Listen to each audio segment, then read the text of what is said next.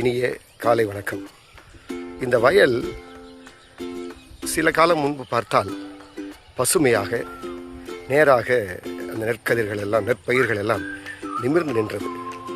இப்பொழுது அது பொன்னிறமாக மாறி நெற்கதிர்களோடு தலை குனிந்து நிற்கிறது. ஆம், நம்முடைய வாழ்க்கையிலும் நாம் நேராக நிமிர்ந்தும் நிற்க வேண்டும், தலை குனிந்து பணிந்து சற்று வாழவும் கற்றுக்கொள்ள வேண்டும் என்பதை இந்த பயிர் நமக்கு கற்றுத்தருகிறது. இது பசுமையாக இருந்த பொழுது பார்ப்பதற்கு அழகாக இருந்தது.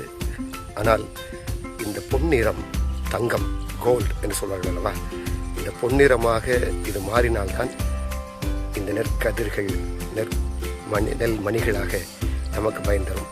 நம்முடைய வாழ்க்கையிலும் நம்முடைய அறிவு, திறமை, அணுகுமுறையை வளர்த்து கொண்டு பெருமளவில் சாதிக்க வேண்டும் என்று உங்களை வாழ்த்துகிறேன்.